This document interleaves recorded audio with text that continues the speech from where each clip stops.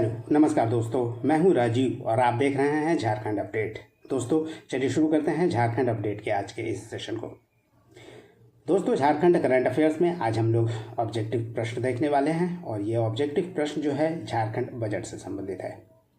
आज हम लोग इस सेशन में झारखंड बजट 2025-26 और साथ में आर्थिक सर्वेक्षण रिपोर्ट यानी जो इकोनॉमिक सर्वे रिपोर्ट 2024-25 का पेश किया गया था उसे भी हम लोग ऑब्जेक्टिव फॉर्म में देखेंगे। दोस्तों आपको बता दें कि ये जो बजट है इससे संबंधित जो थ्योरेटिकल पार्ट है उसे मैंने अपलोड कर दिया है। उम्मीद करता हूँ आपने देख लिया होगा। अगर आपने नहीं देखा है तो आप उसे भी देख सकते हैं और उसका डिस्क्रिप्शन मैं लिंक में अवेलेबल करा दूँगा। और आज इस सेशन में हम लोग ऑब्जेक्टिव प्रश्नों को देख लेते हैं जो झारखंड बजट और सर्वेक्षण रिपोर्ट पर आधारित है। तो आइए शुरू करते हैं आज के इस सेशन को और शुरुआत करते हैं झारखंड बजट से जो कि 2025-26 का बजट है। पहला प्रश्न है दोस्तों, झारखंड के वे वित्त मंत्री जिन्होंने झारखंड बजट 2025-26 विधानसभा में पेश किया, हेमंत सोरेन, राधाकृष्ण किशोर, संतोष गंगवार या रविंद्रनाथ महतो।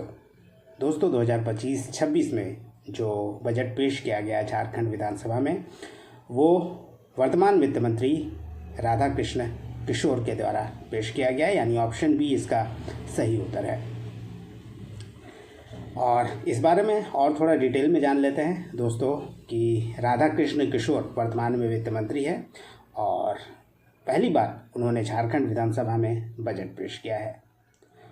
और इससे पहले जो डॉक्टर रामेश्वर उरांव थे वित्त मंत्री, वो कुल 5 बार बजट पेश कर चुके हैं झारखंड विधानसभा में। इसके अलावा पहली बार बजट किसने पेश किया, इससे संबंधित अगर प्रश्न आ जाए तो इसका उत्तर होगा 2001 में MP सिंह के द्वारा पहली बार बजट पेश किया गया था। 2001 में MP सिंह, इनका पूरा नाम दोस्तों बता दें कि ये मृगेंद्र प्रताप सिंह है। और अब तक कितना बार बजट पेश किया गया है इससे संबंधित प्रश्न आए तो आप ज़रूर 23 टाइम्स लिख के आएंगे, क्योंकि 2009 और 2013 का वो समय था जब झारखंड में बजट नहीं पेश किया गया था, क्योंकि उस समय राष्ट्रपति शासन लागू था।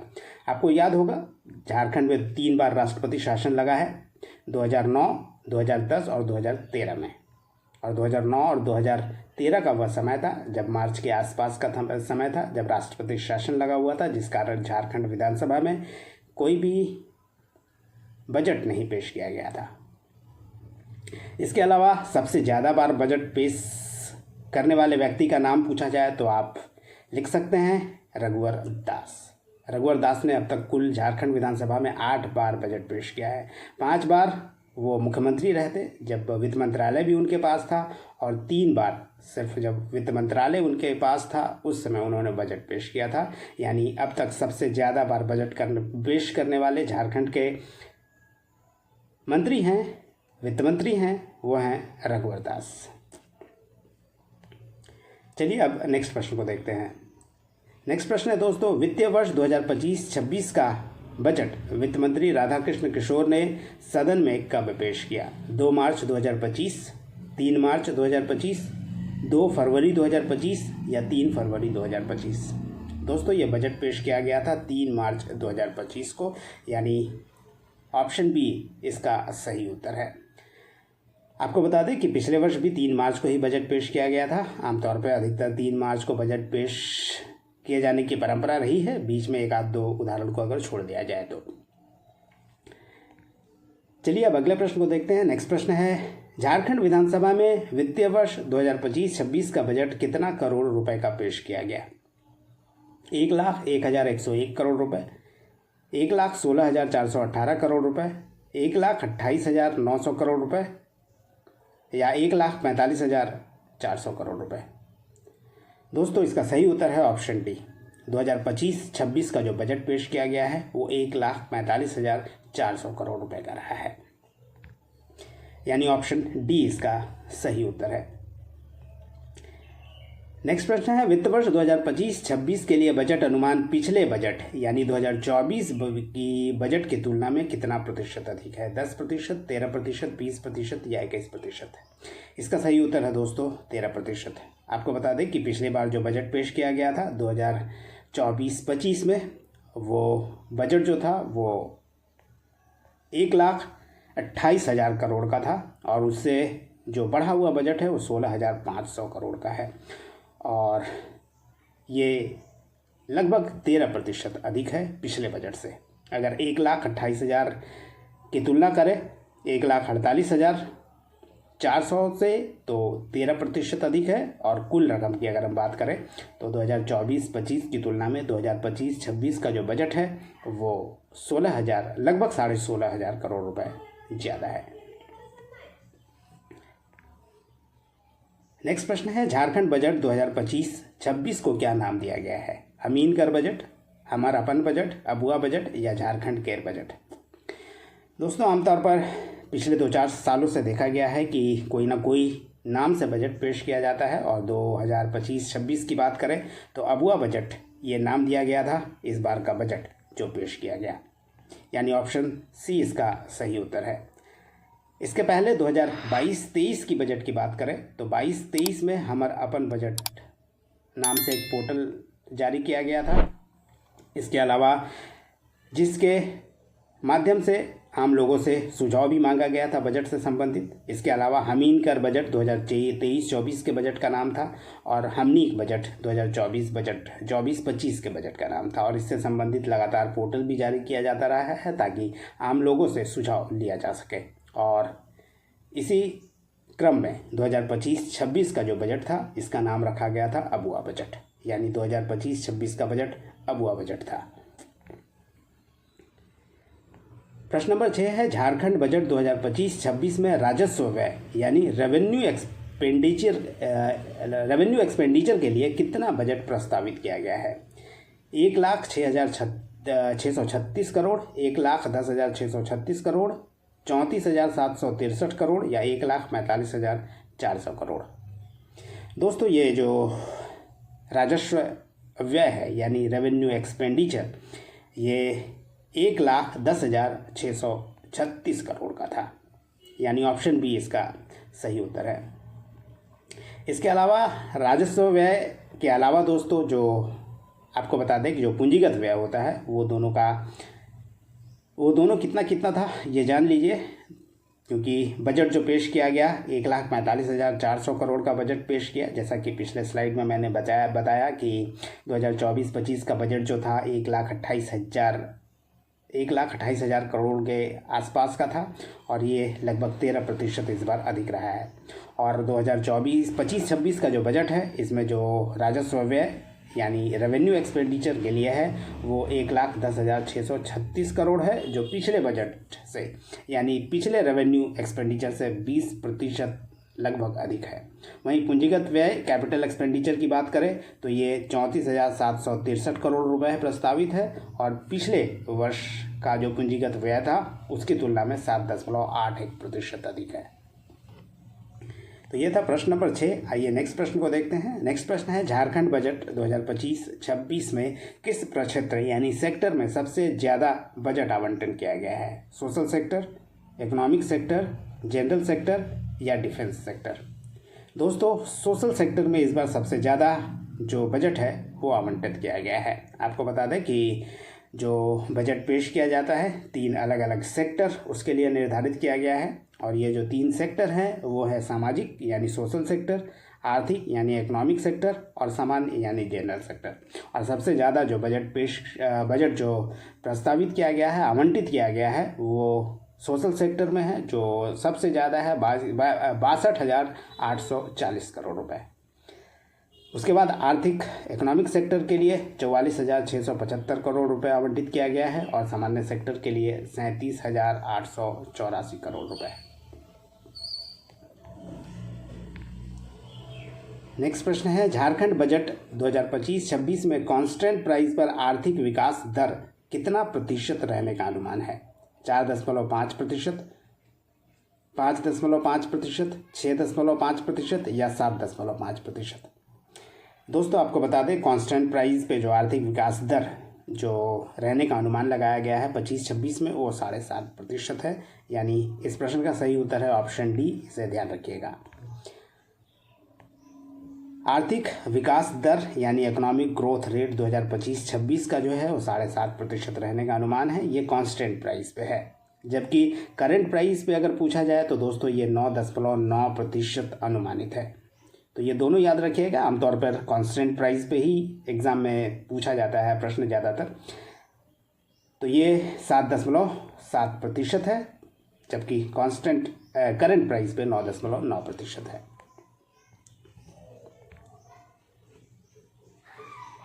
इस बजट में राजकोषीय घाटा जीएसडीपी का कितना प्रतिशत रहने का अनुमान है? 1.01%, 2.02%, 3.03% या 4.04%?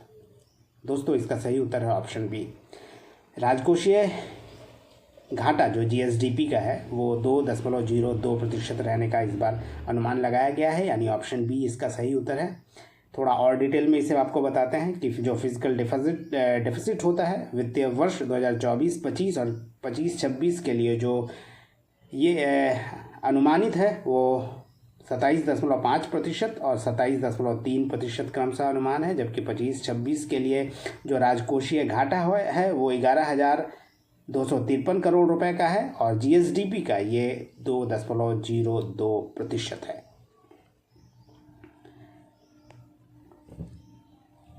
नेक्स्ट प्रश्न है, झारखंड बजट 2025-26 के अनुसार वित्तीय वर्ष 2029-30 तक सरकार का जीएसडीपी लक्ष्य क्या है?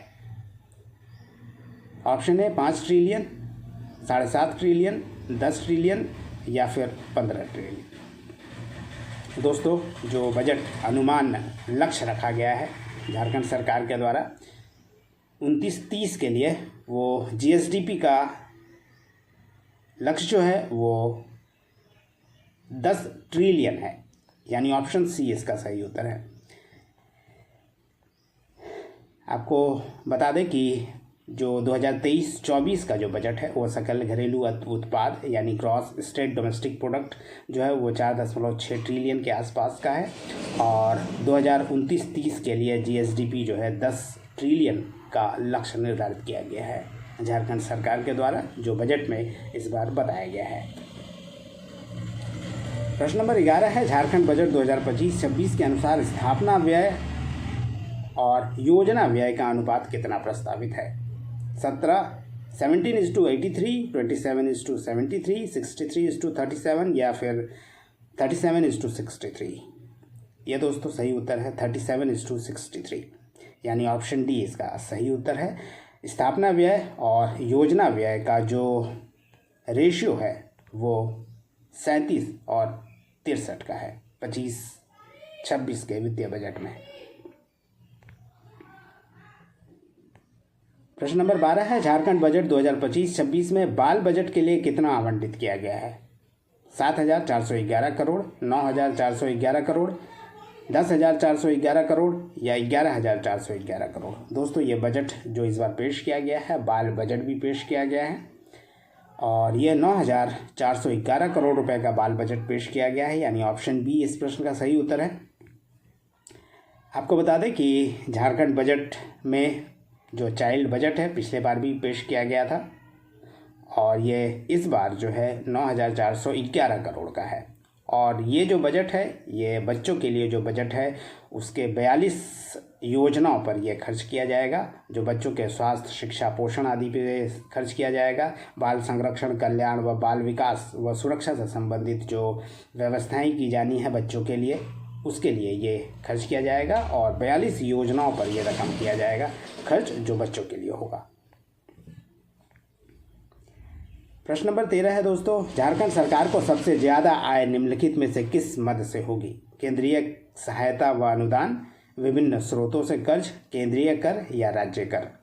दोस्तों झारखंड सरकार को सबसे ज़्यादा जो आय होने वाली है इस बार वो केंद्रीय कर से होने वाली है, यानी सेंट्रल टैक्स से। ऑप्शन सी इसका सही उत्तर है। दोस्तों इसके बारे में आपको बता दें कि झारखंड सरकार ने बजट जो पेश किया है उसमें आय और व्यय का जो खर्चा दिखाया गया है उसके अनुसार सबसे ज़्यादा जो झारखंड सरकार को मिलने वाली रकम है, जो इनकम होने वाला है, उसमें से सोर्सेज की बात करें तो सबसे ज़्यादा केंद्रीय कर यानी सेंट्रल टैक्स से होगा, जो कुल बजट का लगभग 32.35% होगा। और उसके बाद राज्य कर जो स्टेट टैक्स झारखंड सरकार लगाती है उससे 24.21% जो इनकम है वो होने की संभावना है। इसके अलावा अन्य जो मद हैं उससे झारखंड सरकार को आय होगा। और सबसे ज़्यादा एक्सपेंडिचर की दोस्तों अगर बात कर ले तो झारखंड सरकार का सबसे ज़्यादा 2025-26 में जो खर्च होने वाला है, जो एक्सपेंडिचर है, वो समाज कल्याण विभाग के लिए है और ये लगभग 17.47% है, जो झारखंड के बजट का 17.47% है। और उसके बाद 12% खर्च करेगी झारखंड सरकार शिक्षा पे।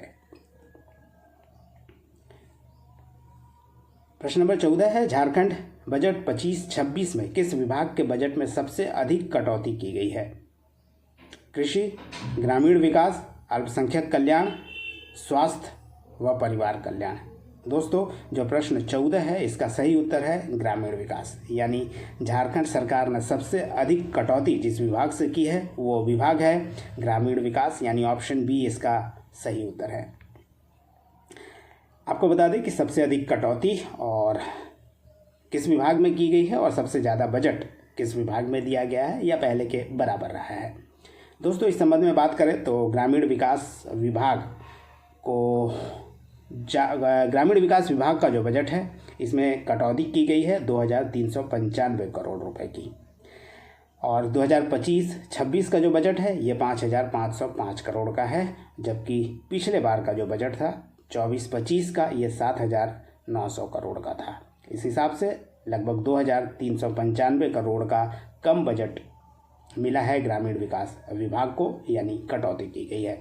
वहीं समाज कल्याण विभाग की बात करें तो सबसे ज़्यादा बढ़ोतरी इसमें की गई है समाज कल्याण विभाग में, और यह 13,520 करोड़ के आसपास का है। 2025-26 का जो बजट है वो 20,672 करोड़ का है, जबकि पिछले बार का जो बजट था वो 7,172 करोड़ का था। इस हिसाब से 13,520 करोड़ रुपए इस बार ज़्यादा आवंटित किया गया है समाज कल्याण विभाग को, और जो कि झारखंड में किसी भी विभाग को दिया जाने वाला जो विभाग है उसमें सबसे ज़्यादा है। नेक्स्ट प्रश्न है, मुख्यमंत्री मैया सम्मान योजना के लिए कुल बजट का कितना प्रतिशत आवंटित किया गया है? 7.5%, 9.19%, 10.19% या 14.56%?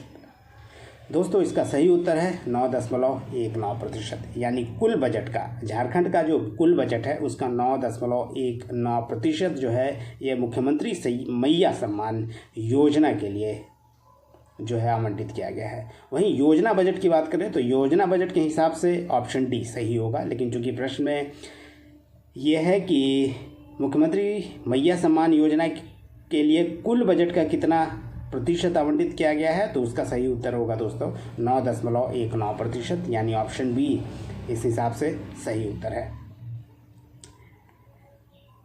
मुख्यमंत्री मैया सम्मान योजना जो कि महत्वाकांक्षी योजना है अभी झारखंड सरकार के लिए, इसके लिए 13,363 करोड़ रुपए का बजट आवंटित किया गया है, और योजना बजट का जो ये आवंटन है ये लगभग 14.56% है, जबकि झारखंड के कुल बजट का ये जो 13,363 करोड़ रुपया है ये 9.19% है। बजट घोषणा के अनुसार झारखंड में कहाँ राजकीय विश्वविद्यालय खोला जाएगा? जमशेदपुर, गुमला, साहेबगंज और उपरयुक्त सभी। दोस्तों इसका सही उत्तर है ऑप्शन डी। आपने सुना होगा अगर बजट या देखा होगा या पढ़ा होगा तो आपने देखा होगा कि इस बार शिक्षा के क्षेत्र में कई सारा इंस्टीट्यूशन खोला जा रहा है, उसमें से राजकीय जो विश्वविद्यालय खोला जाना है जमशेदपुर, गुमला और साहेबगंज में खोला जाना है, यानी ऑप्शन डी इसका सही उत्तर है, यानी उपरयुक्त सभी। दोस्तों कौन कौन सा इंस्टीट्यूट खोला जाना है, कौन कौन सा विश्वविद्यालय या अलग अलग तरह के कॉलेजेस खोले जाने हैं उसके बारे में थोड़ा जान लेते हैं। सबसे पहले बात कर लेते हैं राजकीय विश्वविद्यालय की, जो प्रश्न से संबंधित है। 3 नए स्टेट यूनिवर्सिटीज़ यानी राजकीय विश्वविद्यालय खोले जाने हैं, एक जमशेदपुर, एक गुमला, एक साहेबगंज में, जबकि 7 मेडिकल कॉलेजेस खोले जाने की बात की गई है। 3 technical universities, 5 law colleges, 5 engineering colleges, 5 school of business and mass communication ये सारे खोले जाने की योजना है झारखंड सरकार की। जबकि Jharkhand student research and innovation policy 2025 तैयार करने की भी घोषणा इस बजट में की गई है। नेक्स्ट प्रश्न है दोस्तों, 2025-26 के झारखंड बजट में निम्नलिखित में से कौन सी घोषणा की गई है? हेली शटल सेवा, एससी के लिए समिति यानी टीएसी यानी ट्राइबल एडवाइजरी काउंसिल के तर्ज पर शेड्यूल कास्ट के लिए समिति का गठन किया जाएगा, या महिलाओं को मातृ किट यानी मैटरनिटी किट दिया जाएगा, या उपयुक्त सभी? इसका उत्तर भी दोस्तों ऑप्शन डी है। डी ही सही है, यानी जो उपयुक्त तीनों ऑप्शन है, हेली शटल सेवा शुरू किया जाएगा, एससी के लिए एक समिति बनाया जाएगा टीएसी की तर्ज पर, और महिलाओं के लिए मातृ किट मैटरनिटी किट भी दिया जाएगा जो 1500 रुपये के बराबर का होगा। यानी ऑप्शन डी इसका सही उत्तर है। आइए इसके बारे में थोड़ा सा और आपको डिटेल में बता देते हैं। सबसे पहले जान लेते हैं कि हेली शटल सेवा क्या है। दोस्तों, हेलीकॉप्टर शटल सेवा शुरू कर रही है झारखंड सरकार, जो योजना में है। इसके तहत जो टूरिस्ट सर्किट है, जो रांची से देवघर, बासुकीनाथ, राजरप्पा, इटखोरी जैसे धार्मिक स्थल हैं, इसके अलावा बेतला राष्ट्रीय उद्यान, पतरातू घाटी और साहेबगंज जैसे पर्यटन स्थल है, यहाँ आने जाने के लिए हेली शटल सर्विस झारखंड सरकार को खोलने का जो स्कीम है, जो योजना है, उसकी घोषणा की गई है। और ट्राइबल एडवाइजरी काउंसिल के तरह ही एक अनुसूचित जाति के लिए एक समिति बनाई जाएगी, जो योजनाओं का प्रभावशाली मॉनिटरिंग करेगी। ये समिति जो अनुसूचित जाति के लिए जो योजनाएं तैयार की जाती है, जो घोषणा की जाती है, उसके लिए। इसके अलावा 4 लाख महिलाओं को मातृ किट यानी मैटरनिटी किट उपलब्ध कराया जाएगा। जो गर्भवती महिलाएं हैं और जच्चा बच्चा, उनके स्वास्थ्य को देखरेख के लिए, स्वच्छता के लिए मातृ किट उपलब्ध कराया जाएगा करीब 1500 रुपये के लिए। नेक्स्ट प्रश्न है दोस्तों, बजट घोषणा के अनुसार वाल्मीकि छात्रवृत्ति योजना के तहत दिव्यांग और अनाथ विद्यार्थियों की उच्च शिक्षा हेतु ट्यूशन फी कितना दिया जाएगा? 1 लाख रुपये सालाना, 5 लाख रुपये सालाना, 7.5 लाख रुपये सालाना, या 10 लाख रुपये सालाना? दोस्तों, इसका सही उत्तर है ट्यूशन फ़ी के तौर पर जो इस योजना के तहत लाभार्थी को मिलेगा वो 10 लाख रुपये सालाना मिलेगा। इसके अलावा जो मंथली खर्च है वो भी 4000 रुपये होगा। यानी ऑप्शन डी इसका सही उत्तर है। आइए इसके बारे में और डिटेल में आपको बताते हैं। ये नई योजना है जो शुरू करने जा रही है झारखंड सरकार, और ये जो स्कॉलरशिप है ये दिव्यांग और अनाथ विद्यार्थियों के लिए है और उच्च शिक्षा के लिए है। यानी जो दिव्यांग और अनाथ विद्यार्थी हैं, उच्च शिक्षा प्राप्त करना चाहते हैं, उनके लिए ये वाल्मीकि छात्रवृत्ति योजना झारखंड सरकार शुरू करेगी। और इसी छात्रवृत्ति योजना के तहत 10 लाख रुपए सालाना झारखंड सरकार देगी उच्च शिक्षा के लिए, और अध्ययन सामग्री और दैनिक उपयोग के चीज़ों के लिए भी 4000 रुपये प्रतिमाह देगी। और 10वीं और 12वीं पास विद्यार्थियों को इसका लाभ मिल सकेगा। इसके अलावा अनाथ विद्यार्थियों के लाभ के लिए एक जो टर्म्स है दोस्तों, कंडीशन कह सकते हैं, कि जिनके माता पिता की मृत्यु 18 साल, यानी जो भी लाभार्थी होने वाले हैं उसकी उम्र 18 वर्ष होने से पहले अगर हो गई है माता पिता की मृत्यु, तब उसे इस योजना का लाभ अनाथ विद्यार्थियों के तौर पर दिया जाएगा। प्रश्न नंबर 19 है, बजट घोषणा के संबंध में निम्नलिखित में से कौन सा कथन सही नहीं है? ऑप्शन ए, मनरेगा के तहत 12 करोड़ मानव दिवस रोजगार सृजन का लक्ष्य है। ऑप्शन बी, नए डोमेस्टिक एयरपोर्ट और एयर कार्गो हब का निर्माण किया जाएगा साहेबगंज में। Option C, 38.01 lakh metric ton दुग्ध उत्पादन का लक्ष्य रखा गया है। और ऑप्शन डी, तसल सिल्क के उत्पादन का लक्ष्य है, जो वित्त वर्ष 25-26 में रेशम सेक्टर जो है यानी सिल्क सेक्टर में वो 1500 मीट्रिक टन है। दोस्तों, इस संबंध में आपको बता दें कि ऑप्शन डी जो है तसर सिल्क के संबंध में जो है, जो रेशम प्रक्षेत्र में 1500 मीट्रिक टन का जो लक्ष्य रखा गया है, ये ऑप्शन गलत है। यानी ऑप्शन डी इस प्रश्न का सही उत्तर है। ऑप्शन ये गलत है, और जो लक्ष्य रखा गया है वो 1800 मीट्रिक टन का है, ये याद रखिएगा। बाकी तीनों जो ऑप्शन ए, बी, सी है वो सही है, क्योंकि मनरेगा के तहत 12 करोड़ मानव दिवस रोजगार सृजन का जो लक्ष्य है वो इसे घोषणा किया गया है इस बजट में, जबकि साहेबगंज में डोमेस्टिक एयरपोर्ट और एयर कार्गो हब का निर्माण किया जाएगा और दूध उत्पादन का जो लक्ष्य निर्धारित किया गया है वो 38.01 लाख टन है और रेशम प्रक्षेत्र में 1800 मीट्रिक टन जो है वो लक्ष्य निर्धारित किया गया है झारखंड सरकार के द्वारा। प्रश्न नंबर 20 है दोस्तों, आगामी वित्तीय वर्ष में झारखंड सरकार कितने फसलों की एमएसपी में बढ़ोतरी करने जा रही है? 7, 8, 9 या 10? इसका सही उत्तर है 7। झारखंड सरकार 7 फसलों के एमएसपी में बढ़ोतरी करने जा रही है। ऑप्शन ए इसका सही उत्तर है। और ये जो 7 फसल हैं दोस्तों वो उन लोगों के लिए है जो धान की फसल करते हैं, इसके अलावा उनकी आमदनी में बढ़ोतरी हो, उनका जीवन स्तर सुधरे, आर्थिक तौर पे वह मजबूत हो, इसी उद्देश्य से ये शुरू किया जा रहा है। आपको बता दें कि झारखंड में धान, महुआ समेत 7 फसलों की एमएसपी में बढ़ोतरी की जा रही है, यानी झारखंड सरकार करेगी। धान के साथ साथ लाह, तसर, करंज, इमली, महुआ और चिरौंजी, ये 7 ऐसे फसल हैं जिस पे झारखंड सरकार एमएसपी जिस पर बढ़ाने जा रही है।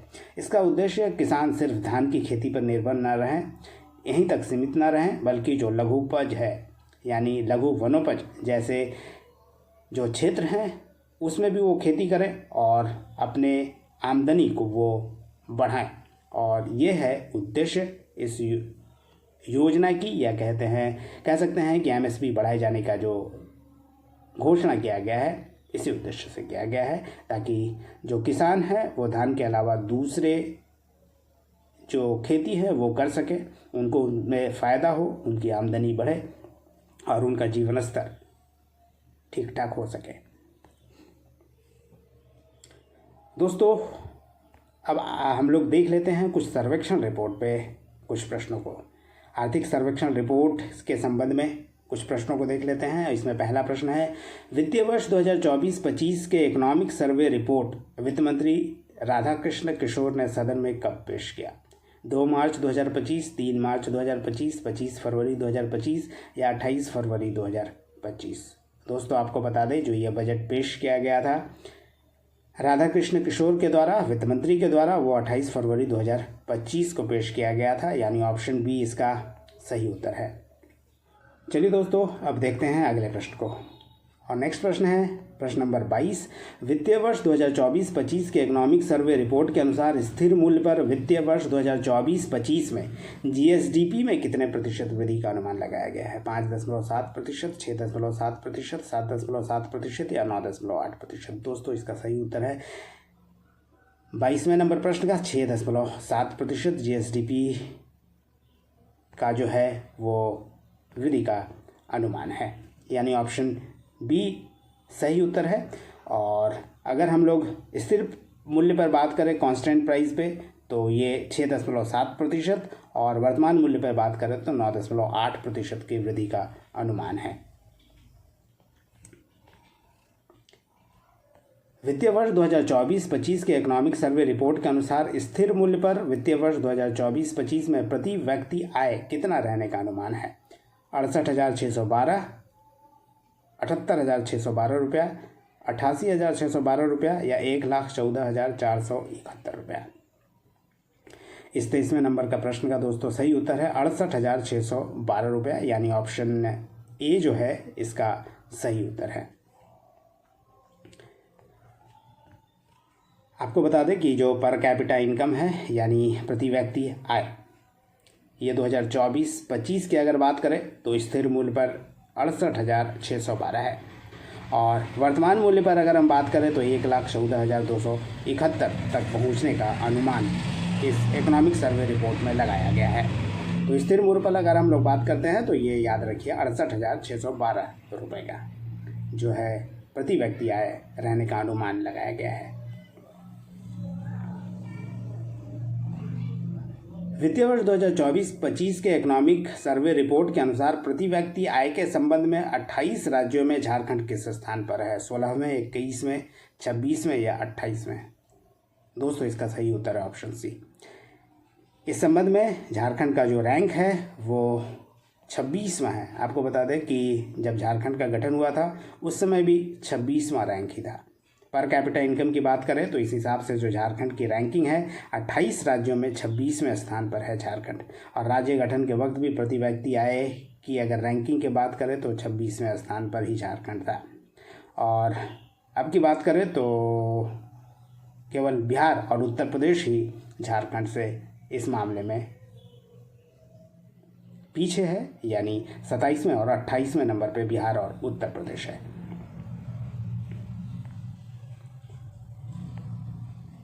वित्तीय वर्ष 2024-25 के इकोनॉमिक सर्वे रिपोर्ट के अनुसार देश के सकल घरेलू उत्पाद के प्रतिशत के रूप में राज्य का जीएसडीपी 23-24 में कितना हो गया?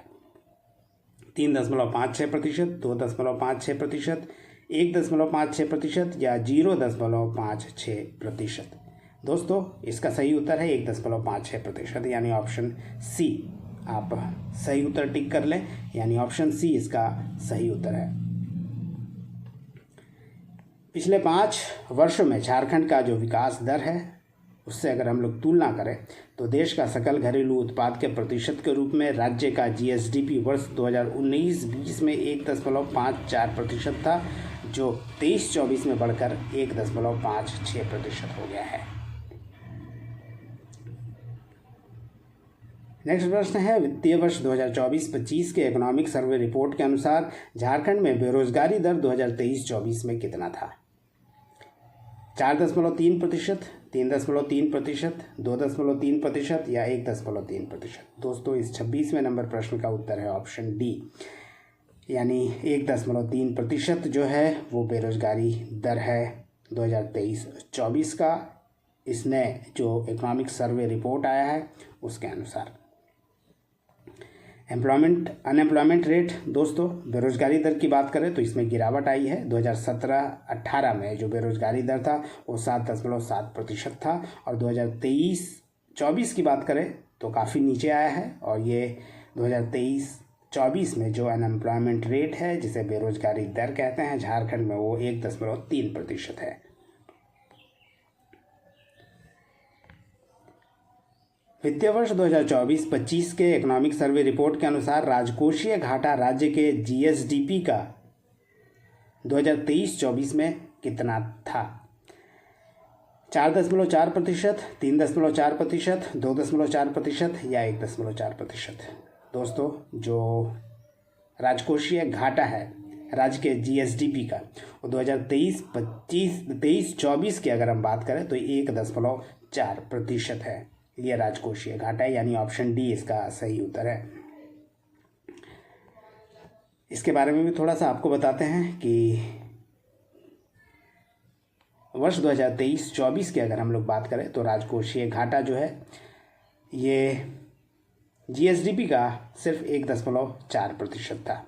और चालू वित्तीय वर्ष में, यानी 2024-25 की हम लोग बात करें, जो चालू वित्तीय वर्ष अभी चल रहा है, जो 31 मार्च तक चलेगा, उसमें 1.9% तक रहने का अनुमान लगाया गया है। प्रश्न नंबर 28 है, वित्तीय वर्ष 2024-25 के इकोनॉमिक सर्वे रिपोर्ट के अनुसार झारखंड के किस क्षेत्र में क्षेत्रीय विकास सबसे तेज दर से हो रहा है? प्राथमिक, द्वितीयक या तृतीयक या रक्षा? इसका सही उत्तर है दोस्तों ऑप्शन बी, द्वितीयक क्षेत्र में, यानी सेकेंडरी सेक्टर जिसे कहते हैं, इसमें सबसे ज़्यादा तेज दर से विकास हो रहा है।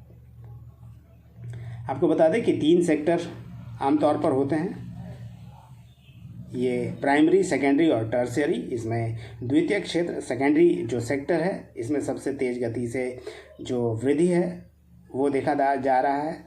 और प्राथमिक क्षेत्र की बात करें, प्राइमरी सेक्टर की, तो इसमें सबसे कम दर से विकास जो है ये रिकॉर्ड किया गया है। चलिए अब अगले प्रश्न को देखते हैं। और दोस्तों अगला प्रश्न है, वित्तीय वर्ष 2024-25 के इकोनॉमिक सर्वे रिपोर्ट के अनुसार झारखंड में 2024-25 में प्रति व्यक्ति धान की उपलब्धता कितने होने का अनुमान है? 107 केजी से अधिक, 207 केजी से अधिक, 307 केजी से अधिक या 407 केजी से अधिक? दोस्तों 2024-25 में प्रति व्यक्ति धान की जो उपलब्धता है वो 107 केजी से अधिक होने का अनुमान इस बार लगाया गया है, यानी ऑप्शन ए इसका सही उत्तर है।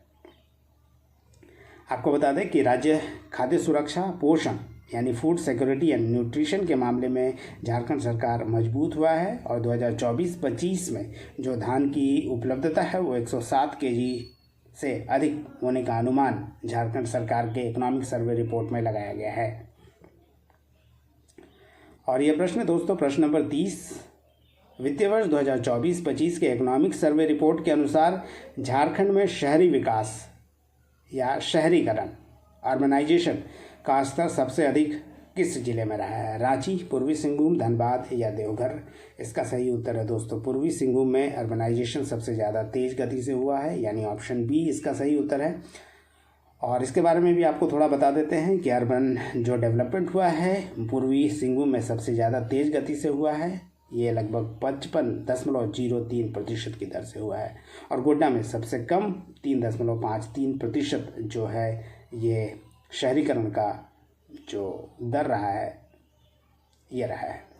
वहीं 30 सितंबर 2024 तक नगर निगम, नगर परिषद और नगर पंचायत में क्रमशः रोड निर्माण की बात करें तो ये क्रमशः 4,969 किलोमीटर, 2,302.1 किलोमीटर और 5,588.9 किलोमीटर सड़कों का निर्माण किया गया है। यानी नगर निगम में 4,969 किलोमीटर, नगर परिषद में 2,302 किलोमीटर और नगर पंचायतों की बात करें तो 1,588.9 किलोमीटर सड़कों का निर्माण जो है ये किया गया है।